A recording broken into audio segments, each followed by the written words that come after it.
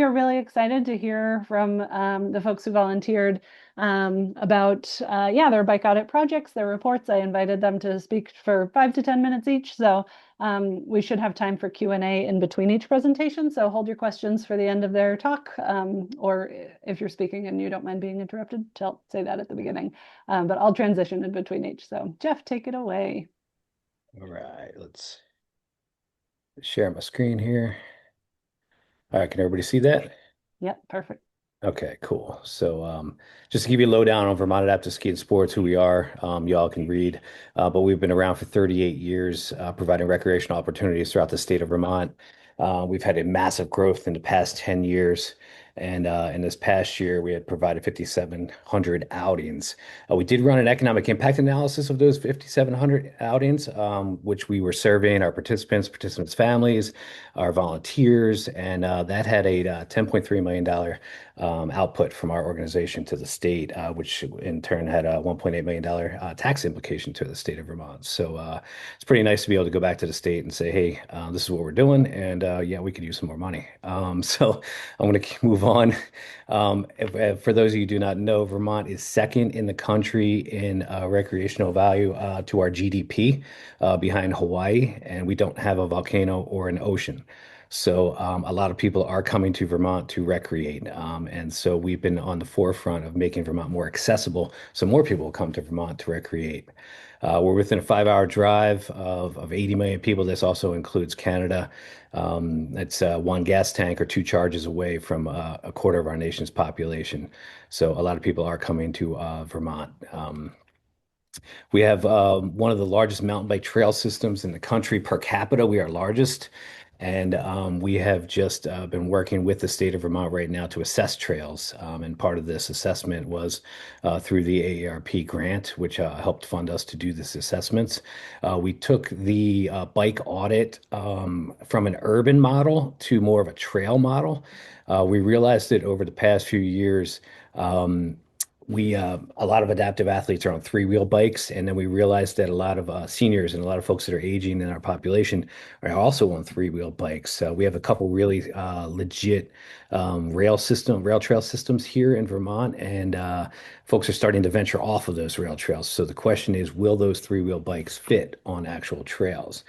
We are very lucky that we do have a limited liability landowner law. A lot of our trails are on private land, which absconds the owner of liability. If you're recreating on their land, you can't sue the landowner.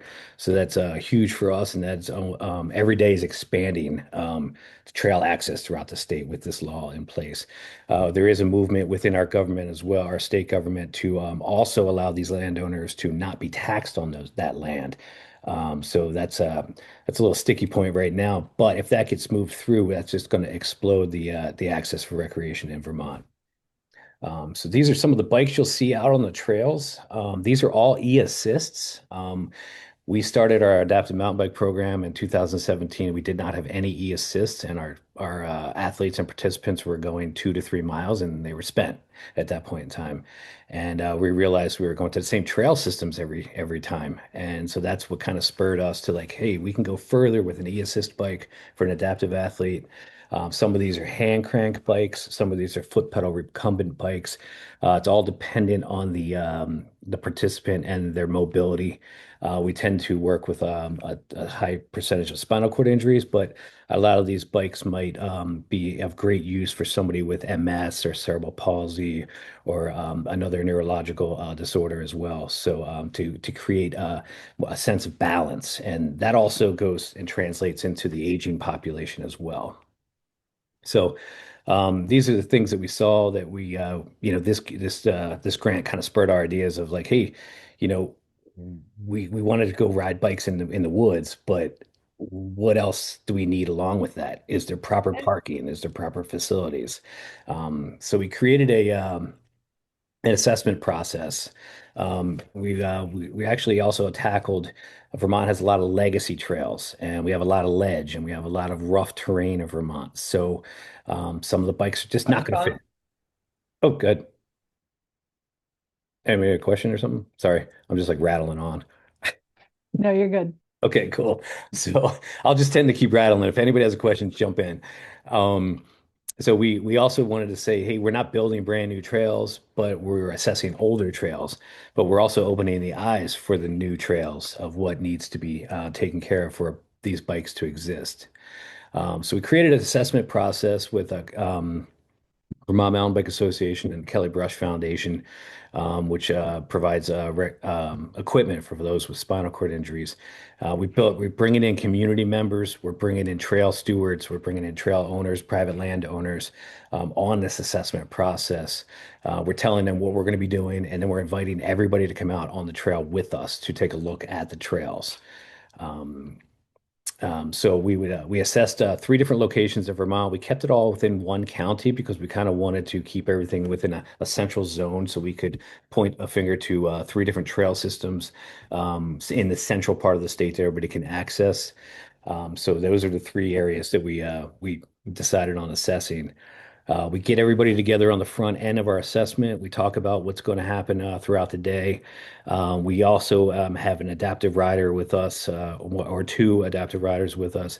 And most of the volunteers that we had with us were over the age of 50 because a lot of folks that are retired nowadays want to really stick in and help with building trails, maintaining trails, and it gets them out of the house and deeper in the woods too. Um, so we kind of move through the process with everybody. Um, Kasha standards. It's Kootenai Adaptive Sports. They're out of British Columbia. They created some standards a couple years ago that have to deal with three-wheel bikes, and they address tread width, corners, grade reversals, and we'll go through each one of these in a second here.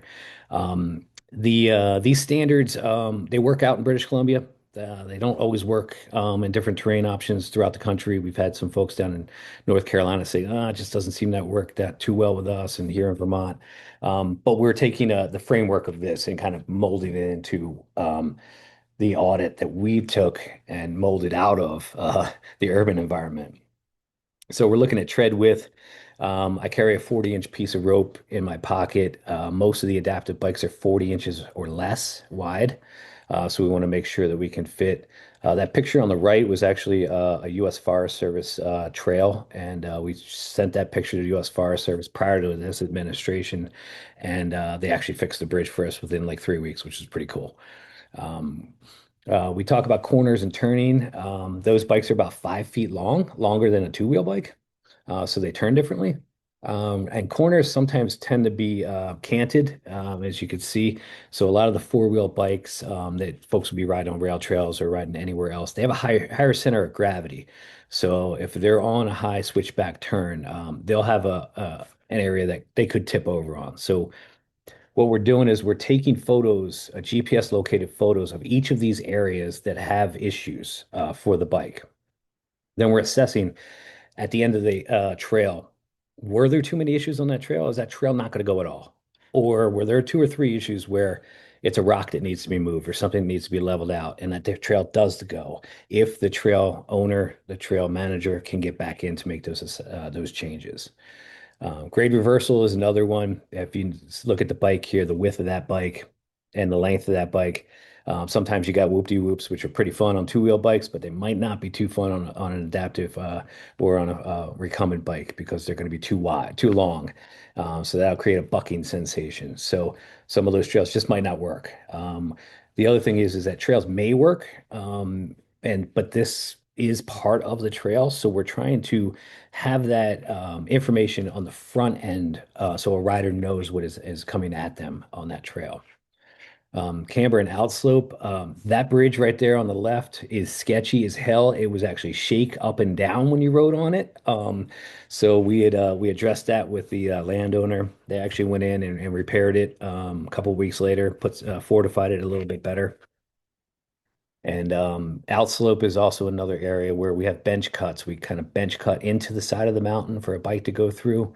But those bench cuts over time erode. We've had a lot of rain, a lot of flooding up here in Vermont. So that'll tend to make a trail go or not go for a four-wheel bike or three-wheel bike. And then there's differences between features and obstacles. Obstacle is something you just can't get past. And we love to place big boulders at trailheads because people don't want ATVs or RTVs going down those trails. So that is an area where we have to navigate, and sometimes you'll have an assist for a rider to get through. Features are something cool that you can ride over. So there is a difference there, and we try to maintain the integrity of the trail when we're making these upgrades or making these suggestions. We don't want to change the character of a lot of these trails with any of these suggestions that we're providing to the trail stewards or the trail chapter. And then supporting amenities. I like beer. You always have to have a beer after you go ride bikes. So what are the supporting amenities? A trail kiosk on the front end of a ride. Is the donation box 6 feet tall? Is somebody in a recumbent bike not going to be able to reach that donation box? Is somebody in a recumbent bike, three-wheel bike, even going to be able to see the map because it's too tall? Is there ample parking? Is there wide enough spaces for somebody to exit their car on the side of their car if they have a van that they need assistance to get in and out of? Does that town have restaurants that are accessible that somebody can get into and out of after their post ride? So we are taking all of this into account into our report back to the trail managers and the trail stewards. This is just a copy of the assessment report, and you can see that we tag links to GPS photos of every location on that trail so that a trail manager can go back out and find that exact spot. They might not go back out. We might do an assessment in the spring, and they might not go back out to the fall. And that trail's going to look a lot different in the fall in Vermont than it did in the spring. So having that GPS location for that site is very important for trail managers if they want to address that. We've had some instances where trail managers don't want to assess it because it costs money. Any type of upgrade like this is going to cost money. So certain trail systems just don't have a budget to make these changes. And then we move on and we find another trail that works. So this was location one. This is Pine Hill Park, downtown Rutland. Unique area in Rutland. People don't generally realize that there's an amazing trail system within the heart of a town. They did a great job. We had some tight trees, but they worked. So we just wanted to make sure that we labeled those trees on the ride guide. A lot of this information was also uploaded to Trail Forks as well. So, because we know a lot of riders tend to go to Trail Forks for their information. And I am having trouble moving to my next one here. Hold on. Uh-oh. Did I not? Hold on. I might have to stop sharing for a second here. Or I have your file open with a few let's see. additional slides if you want me to share. Yeah, it's not moving to my next one. I apologize, folks. Hold on. Let me see if I can pause this. No, I think it's because I moved y'all on my screen so I could see. Do you want me to take over? Yeah, if you don't mind. Sure, yeah. I only got 3 slides left. Just want to talk about the sites we changed. Apologize. Technical difficulties. All right. Is that the right slide? It's not up yet.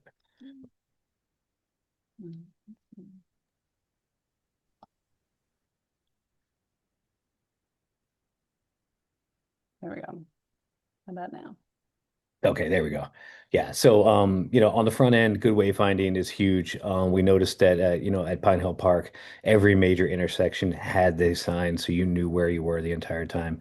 The sign on the front end is also, if there's there were actually bears out there today. That day we went for an assessment, so that's very important. We did put that into our report. You can go to the next one. And North Shire Area Trails, another trail system. Uh, that trail system, actually, everything went except for 4 bridges. And those 4 bridges we asked that community if they could replace those bridges or widen those bridges, and they were done within a month and a half afterwards. So it was quite great. The good part is now the community can go back there. They can ride bikes. We can also host programs there and ride bikes in those locations. And you can go to the next one. And so Slave Valley Trails, this is down in Poultney, another amazing area that we had a couple trail bridge issues that they are working on right now. One of the trails had a bunch of bench cuts into the side of the mountain that were not going to happen. So those trails were not labeled AMTB. They had great signage. They had an accessible porta potty on site. So they were really prepared at Slate Valley. You can go to the next one. And then this is our last slide, and these are the key takeaways of what we assessed of our three certain areas, and you can all check them out. We did identify high risk zones, which is definitely needed. If you have two people out there on three-wheel bikes and they have mobility challenges, it will be hard to upright somebody in certain instances. But we really want to thank AARP for the funding for this, and it was pretty cool to take that urban method and mold it into a trail method. And I think we've got actually, since this was done, we have about six, seven other trail systems that now want us to come out. So be on the lookout for a 2026 application. That's fabulous. Thank you, Jeff. Well Thank done. you. And virtual applause for you from all of us. That's great. Does anybody have any questions for Jeff before we transition to our next speaker? I'll just say I'm really excited about not only how you adapted the sort of urban bike audit model to a rural trail perspective, but also the lessons that I think we can all learn about adaptive cycling and making sure that urban and rural trails and facilities are accessible for all cycle types. Yeah. Melanie, I see your hand up. I just want to say you got an amazing amount of work done. And as someone who is approaching this from like the opposite side here in like deep urban, like getting multiple bridges replaced like within a multi-month time scale versus we've been trying to get bridges replaced for decades. Like that is incredible. Y'all are amazing. Keep up the good work. Thank you. Thank you. We had some wealthy landowners. They were like, oh, okay, that helps. All right, we're doing it. So that was lucky. Any hints on how to get some of those? That's great. All right, I'm going to move us along to our next speaker. Joe, I have you next on the lineup. Are you ready? Yeah, I'm Cool. here. All All right. right, take it away. All right, excellent. I'm more used to Teams, but all right, I'll do the Zoom. Wonderful. All right. Well, all right, I got everyone on. Perfect. Well, thanks again for the funding and the resources and the technical support to do the community bike audits for Cycle Brookfield. We just presented to our village about a week and a half ago, and it went over very well. And I'm going to talk about what our bike audits we did in September and how we're using them going forward. Y'all can see my PowerPoint screen. Yep, looks great. Okay, good. All right. Um, so some of the slides we used from our village presentation, Cycle Brookfield 501c3, all about making Brookfield a better place to bike and walk for people of all ages and abilities.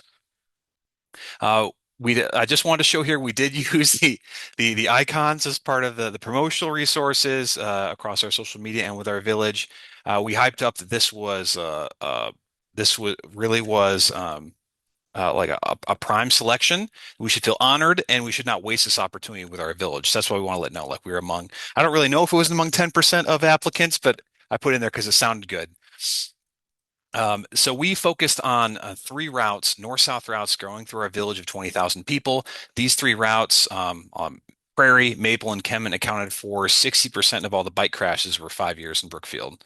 So there are more than more than three routes in the village, and these three were the prime offenders.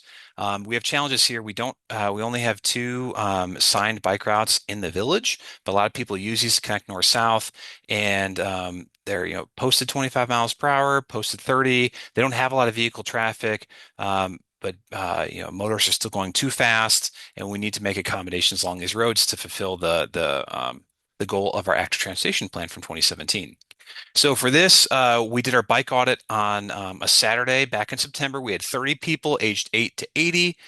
We even had folks on in cargo bikes or recumbent bikes. So it's all over. We had people from the neighboring municipalities. We had a principal. We had teachers from the facilities along the corridors.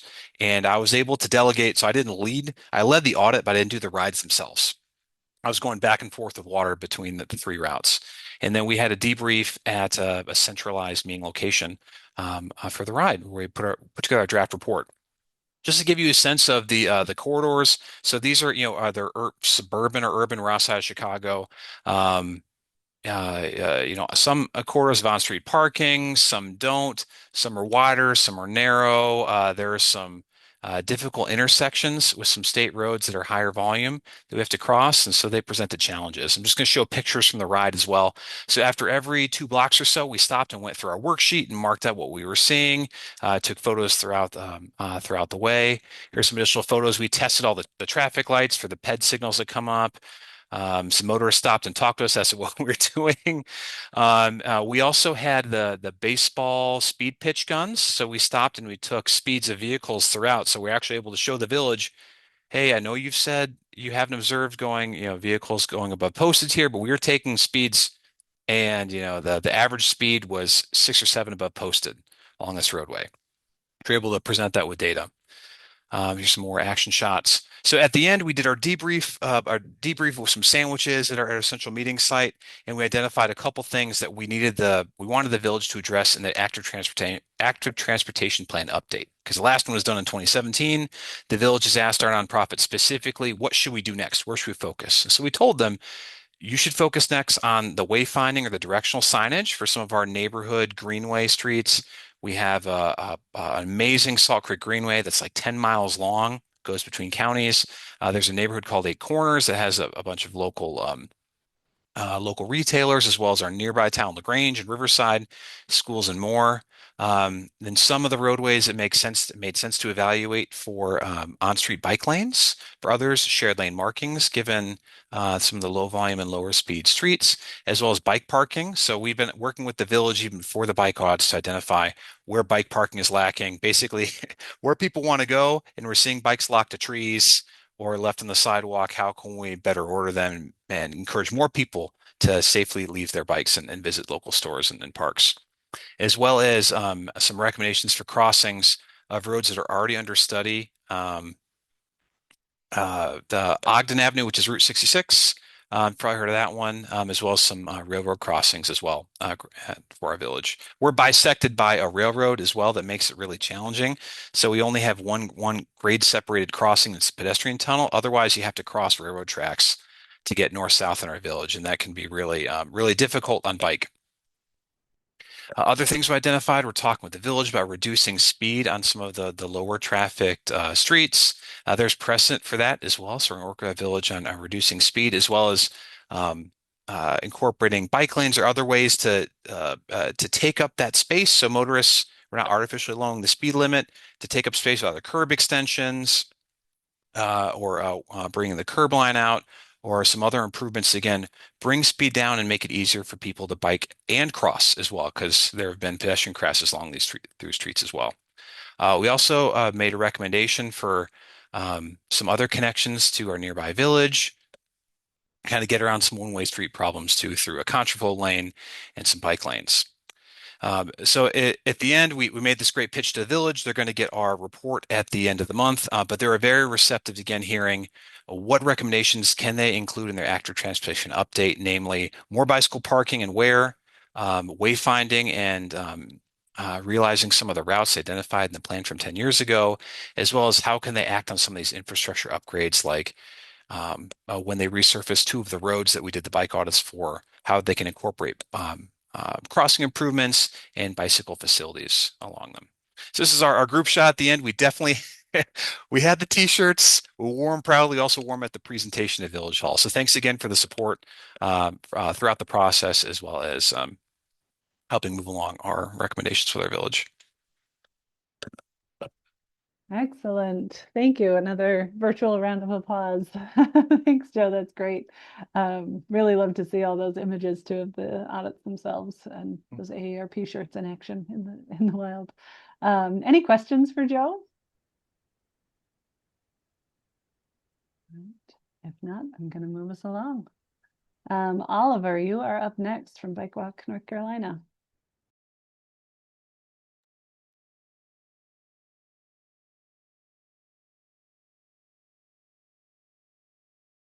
Sorry, Oliver. Helps to unmute myself. There we go. Again, Oliver Sendall from Bike Walk, North Carolina, and we are a statewide advocacy organization that focuses on educational and advocacy efforts throughout the state, working with local advocacy groups as well as the state legislature, and then really expanding our educational outreach. Really, this past year being focused on high school driver's education. But as it pertains to the bike audit, each year we put on a North Carolina Bike Walk Transportation Summit. That location changes from year to year. And each year we conduct a bike and walk audit in those areas, in those cities, as a way to sort of leave our mark once we have kind of been there, sort of a leave behind for that community. This past year, we chose Hickory, North Carolina, as our location. Number of reasons for that. One, we have a board member who's there who's really engaged and is really helpful in organizing that. But they have also really made some, over the last few years, made some really significant improvements to their bicycle and pedestrian infrastructure. So we wanted to be able to come to that community and highlight those improvements, but also as part of the bike and walk audit, go through and see as they move forward what other areas need to be addressed, in particular with the linkages between the improvements that they've made thus far. So a little bit about Hickory. It's a town of about 45,000. I think the metro or the general area is just over 100,000. It's in the Piedmont of sort of western North Carolina, just before the foot of the mountains. It used to be a furniture making city, and so with offshoring of much of that industry, they've kind of fallen on some harder times, but the town has really sort of reinvented itself around kind of bringing local businesses back to downtown, and now through these bicycle and pedestrian infrastructure improvements, which has really made a difference in the community, and we've been really happy to see that. Let's see. So jump ahead I'll jump back to this map, but again, they've made some great improvements to that infrastructure. Some of those have been the City Walk, which is their downtown pedestrian walkway, as well as the Hickory Trail. All of these are interconnected to some degree, with hopes of connecting them further. But the Hickory Trail serves some historically underserved communities on one side of the town.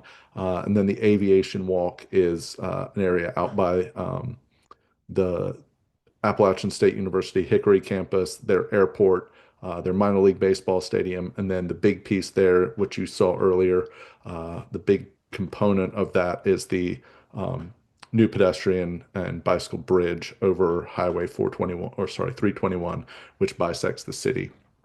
Prior to that, there was little to no marked crossings even across that area. So significant improvement there. So for our route that we chose, again, starting downtown, and kind of utilize that City Walk area while then moving north through historically more neighborhood type area, and then before interconnecting back to that Aviation Walk, and then what will be the Ollie, I believe, Art Walk, which will be the next step in that process of improvements. So while there have been great strides made, again, particularly with the connections between those improvements that have taken place, we've identified some areas of improvement or some areas of concerns. Particular intersections. In one neighborhood, there's a pretty sharp curve, blind corner, no crosswalk there, no bike lanes in particular. So it really made for a dangerous intersection. And as that is highly traveled, both by bicycle and pedestrians, connecting to some bike lanes that then serve the Riverwalk and Aviation Walk areas. We identified that as an area for improvement. There at the 12th Street and Aviation Walk, that is really, again, a key intersection as far as the connectivity and the accessing of that aviation walk space.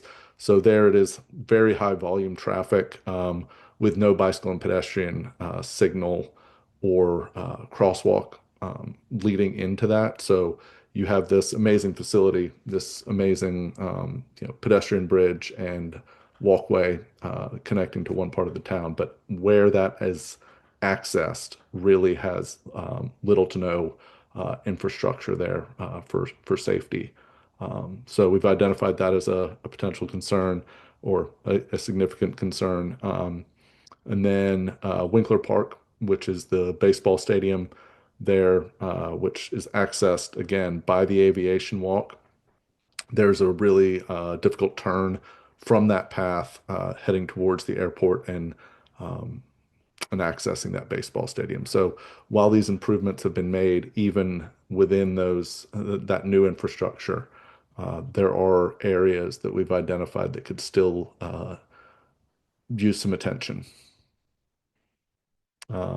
Again, coming back into town, 11th Street at the Premier Music Venue. Again, it's a diagonal crossing, not well marked and a little bit confusing. And then the big one, I think, for us as you come back into downtown at the City Walk and 4th Street intersection, we've got some pictures of it. It is an area, a roadway that 4th Street goes under a railroad track, and that is an old railroad bridge where it is 2 lanes, but both roads leading into that intersection or leading into that bridge are 4 lanes and cross over the City Walk bicycle path. And it is, you'll see when we get to the pictures, it's a very dangerous situation where 4 lanes go to 2 lanes with little to no warning or signage related to that. Finally, there, City Walk at 2nd intersection. Just as far as consistency goes, we identified some curb cuts that were at a 45-degree angle versus being perpendicular to the cross street. This is concerning because it is the only crossing on the City Walk that is like that. So a rider would get used to there basically being curb cuts at all of the bollard crossings. However, at this one particular intersection, you get to that intersection, there are bollards there, but there is no curb cut. So if you're approaching that intersection, that would be something that could pose a serious hazard. So again, as part of our audit, we identified that. So again, offering some possible solutions with the 12th Street and Aviation intersection, that art walk that is slated to be developed as a connecting piece from the City Walk to that Aviation Walk. This is something that could be addressed as part of that. I don't think it is identified as part of that project currently, but it would be just an addition that could be made to that would be make it significant safety improvement there, as well as the inclusion of a bike box, making that left turn would be made much safer by that. The Winkler Park access, again, this is an area by the Hickory Airport, again, which is just a small regional airport, and their minor league baseball stadium. With it being so low traffic on days other than those where there's a baseball stadium or a baseball game taking place, we feel that just including a traffic attendant at those games, at those intersections, would serve to address those issues.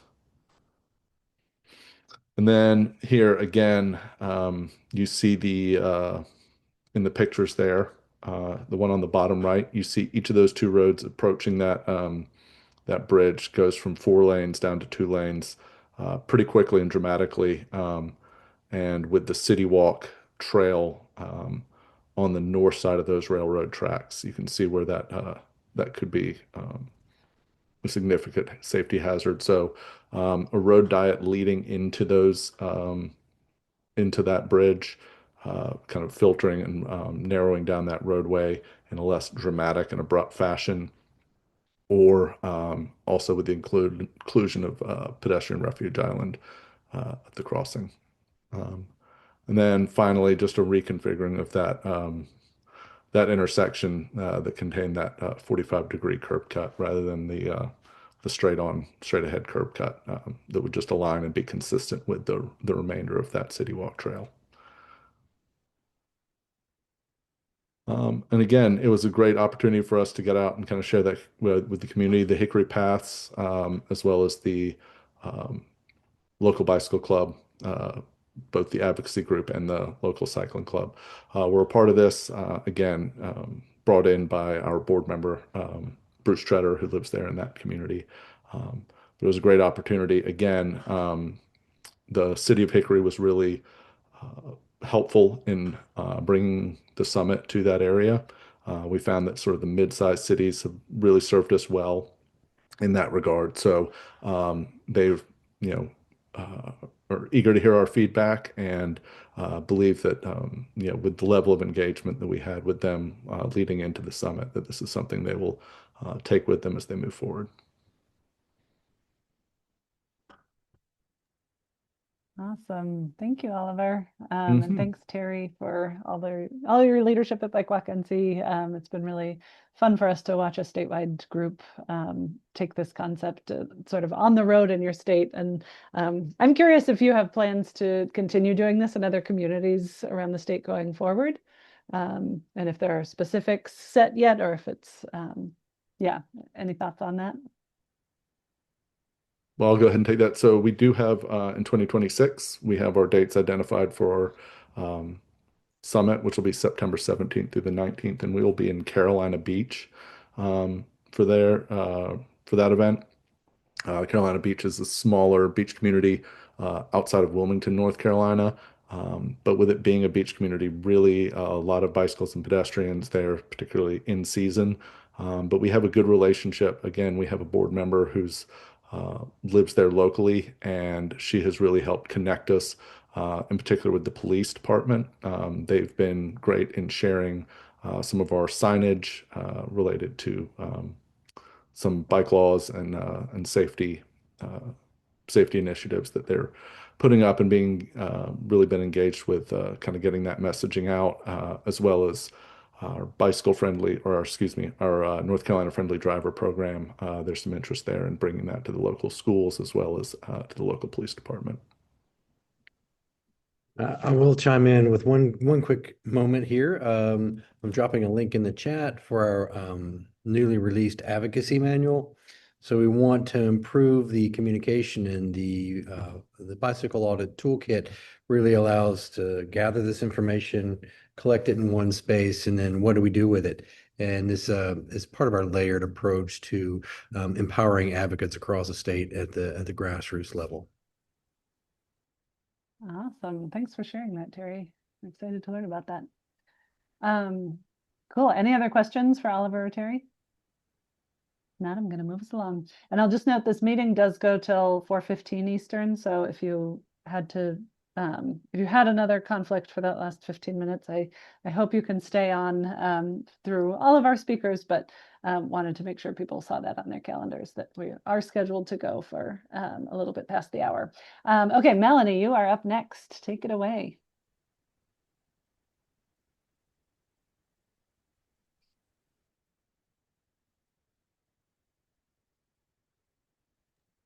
All right, let's see. I think this should be working.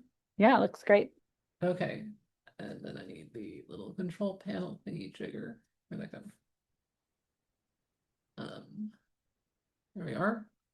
Okay, so I'm going to be a little bit quicker and a little bit less in depth, because this is a modified presentation I had at our neighborhood association meeting last month, because we've had a lot of presenters so far that are major advocacy groups. Amelia, you got to meet a lot of the ones in Baltimore, but Mount Clare Community Council is a neighborhood association, and we have like 2,000 residents. And unlike most of the other presenters so far, I'm not a paid person. I'm just a neighbor.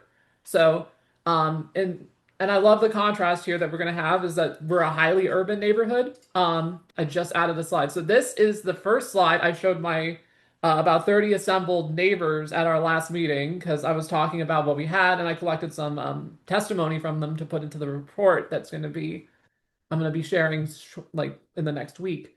We ended up doing a total of 6 intersection audits. We did 2 riding audits on 2 different streets. We did a neighborhood topological like study.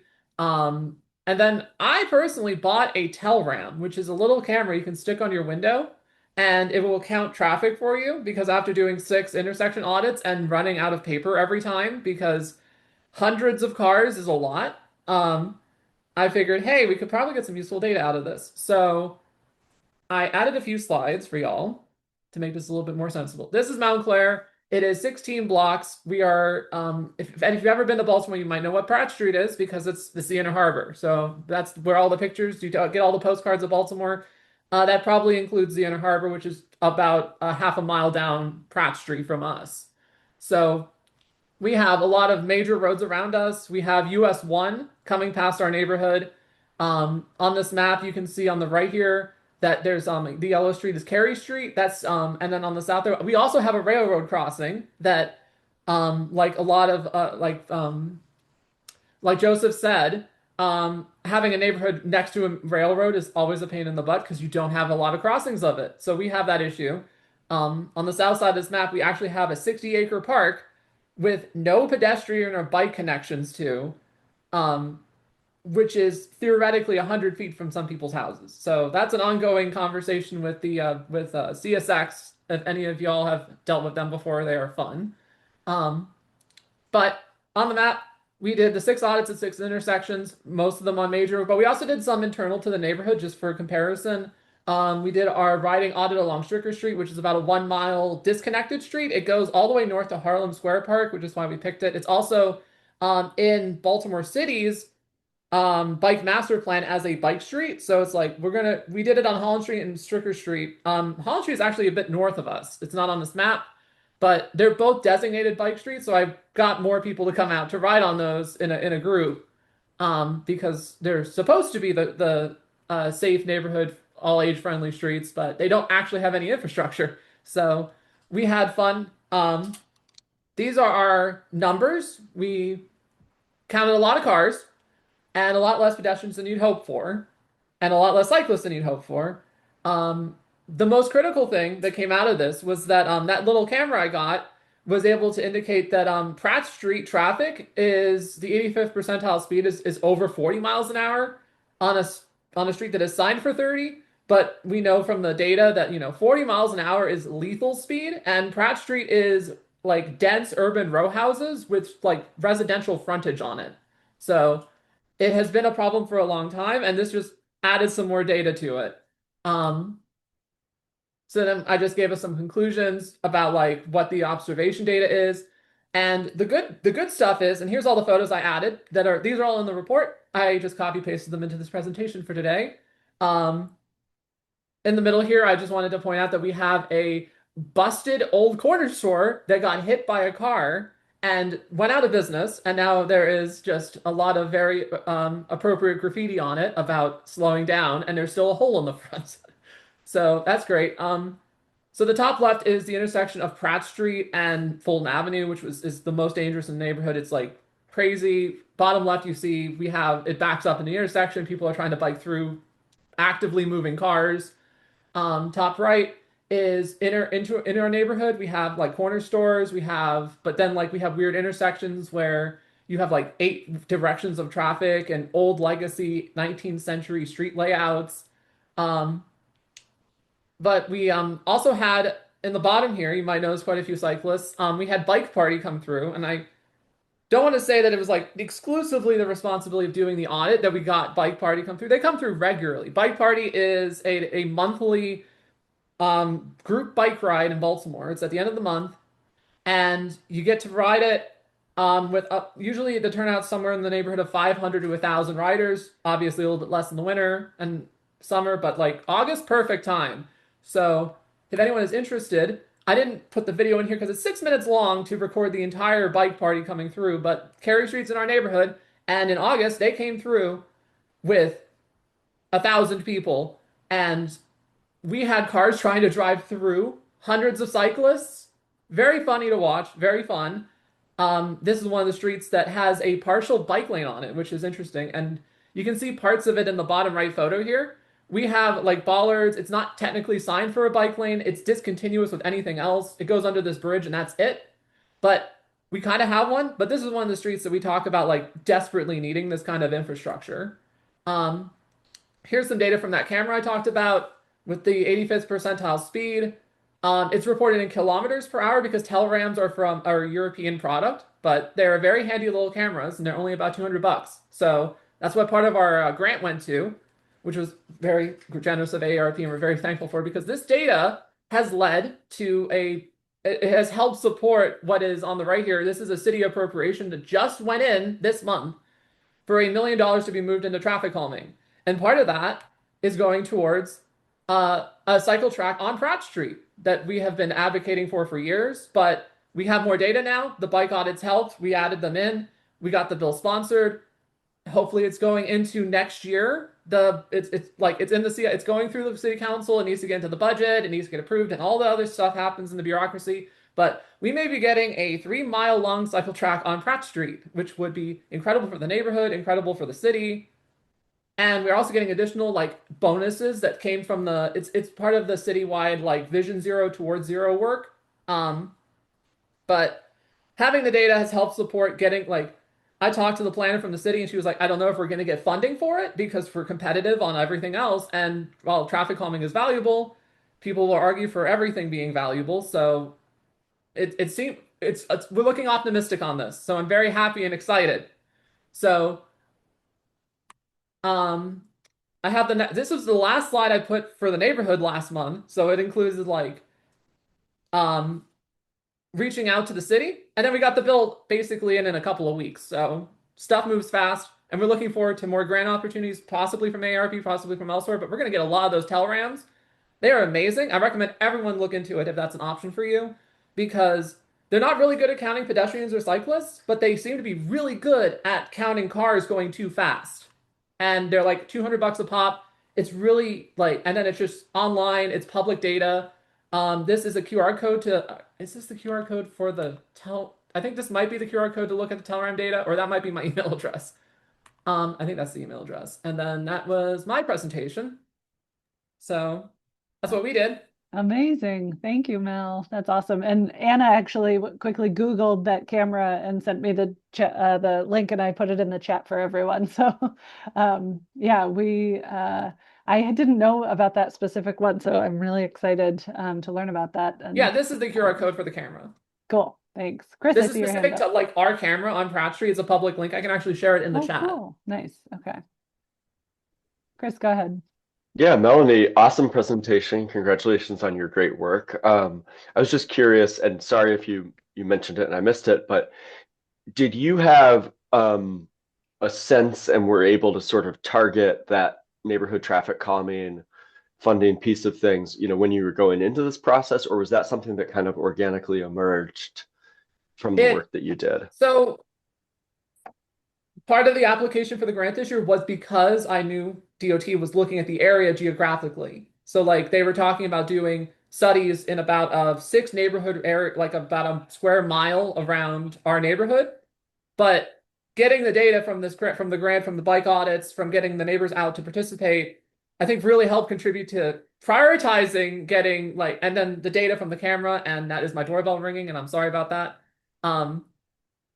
Getting the data has helped like hone in on, yes, this is a dangerous street. The data shows over 10 miles over the speed limit. That is a fatal, regularly, 1 in 7 cars are going at the fatal crash speed for pedestrians.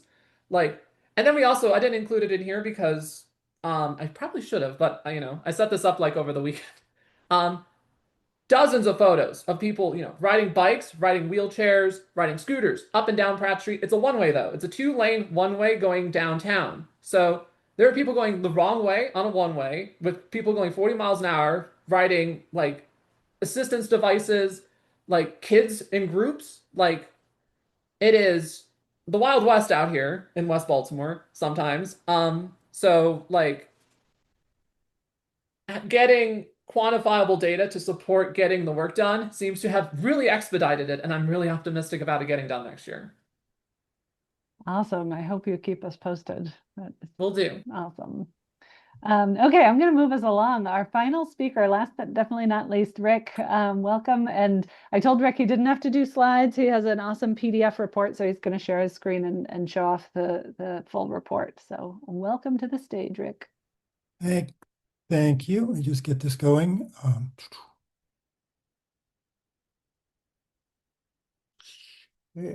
Share.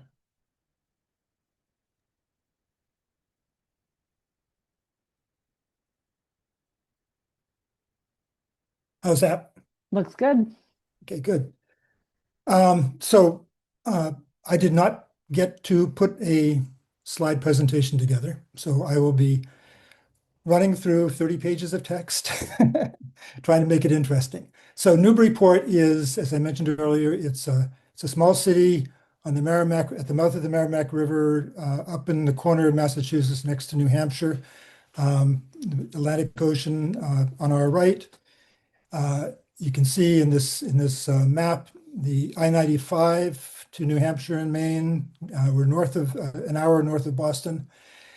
In Low Street, we did two sets of bike audits using this grant.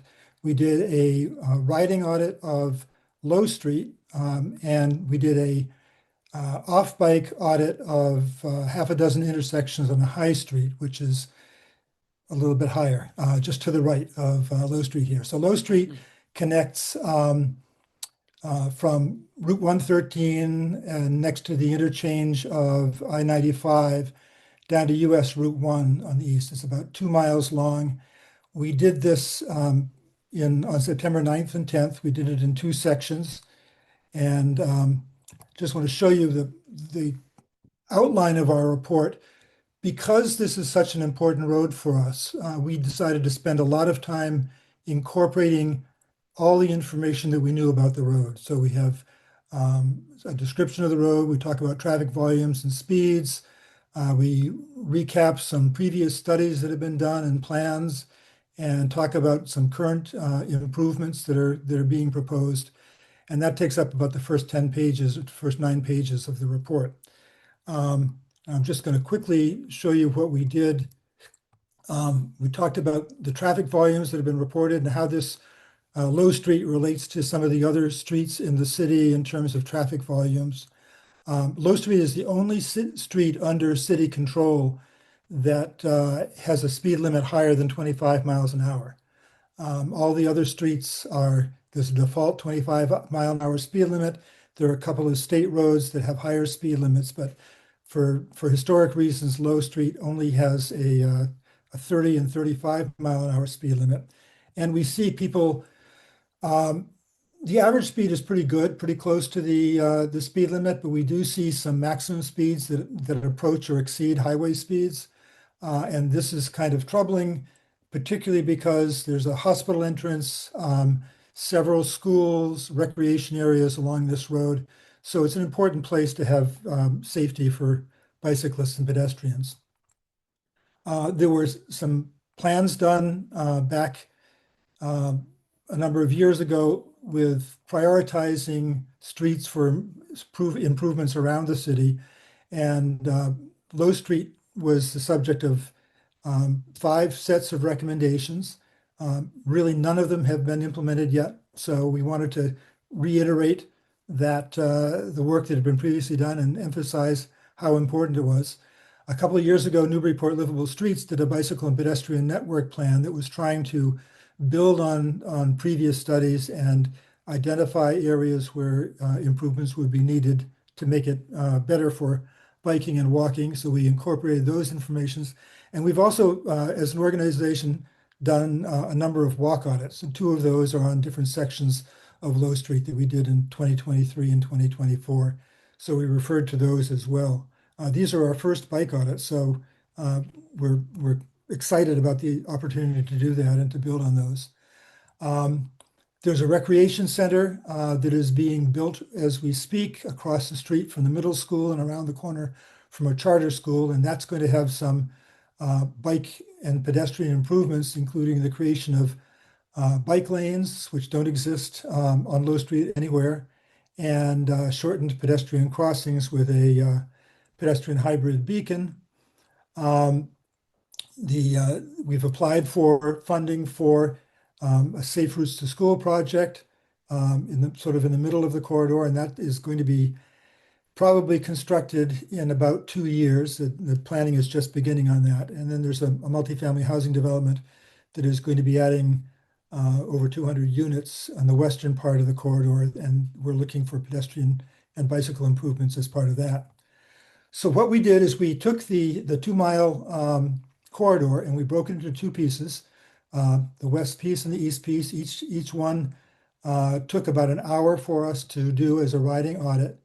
We had defined in advance, as you can see in this table at the bottom of the page, places where we would stop and regroup to kind of see, recap what we had seen along the way and kind of get us all together after we'd been spread out along the route.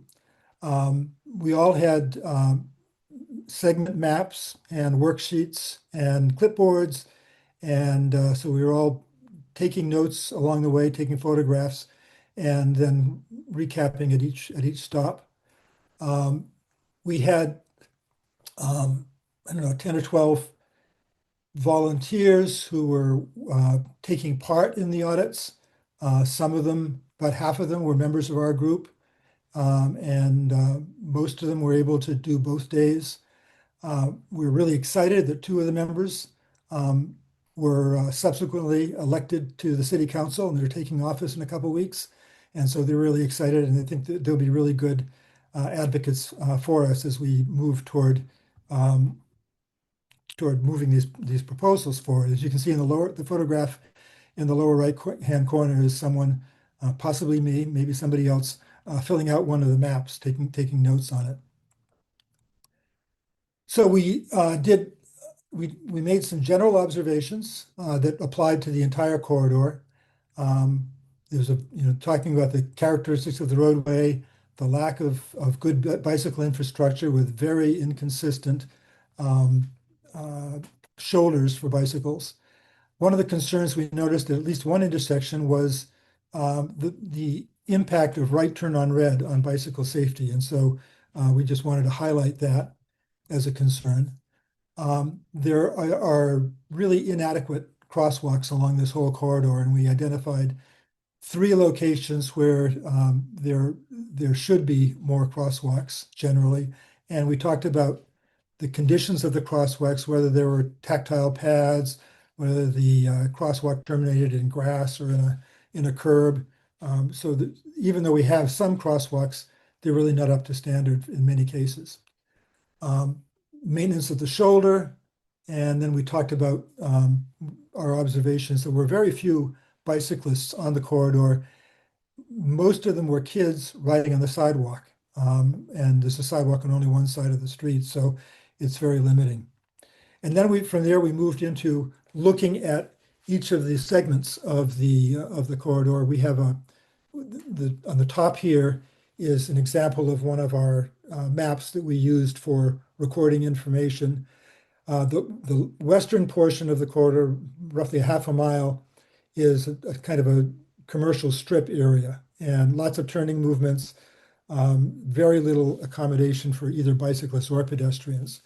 And so we noted that. We hear the auditors on that day stuck behind a bus that's pulled into the shoulder. It's not a legal bike lane. Lack of a sidewalk, trying to show the condition, and even the shoulder here on the lower photograph, you can see that even if there is a 2-foot shoulder, it's mostly taken up or partially taken up by grass, so it's really much less than that. I'll just cycle through some of these photographs. One of the things in addition to the 6 segments we looked at 2 intersections along the way. And this intersection at North Atkinson Street and Colby Farm Lane has been a problem for quite a while. On the left-hand side of this aerial photograph is a new residential neighborhood, and with lots of kids who are trying to get to the elementary school up the street on the right-hand side of the photograph. And so that's one of the areas we're looking for. That's actually the site of our Safe Routes to School project. But one of the things that we have there, because the intersection is so big, and cars are stopping to turn left, DPW a few years ago put in these bollards at the corner in the lower right-hand corner photograph, and cars are hitting them. So it's clear that we need much more than the cars. What's happening is that cars are trying to pass stopped cars on the right and pulling into the shoulder. And so we identified this as a place where we need to have a stronger protection of the shoulder for bicyclists. Here's an example on the upper left-hand corner of an edge condition where we have probably a 5-foot shoulder, maybe 4 feet shoulder, but it turns out to be only about 2 feet wide because of the deterioration of the pavement. And when we get to another intersection, this is an area where we were really concerned about the right turn on red, but it's an area where the shoulder that does exist gets eliminated in order to provide left turn lanes in both directions on Low Street. And you can see the cars backed up from the traffic signal with really no room at all for bicyclists, and the kind of heavy traffic that we have to deal with trying to cross that intersection. Again, looking at inadequate shoulders, vegetation growing into the shoulder, which further limits the usability. Traffic backups, this is another side of that same intersection, traffic going the other way. And again, no shoulder at all for bicyclists to use.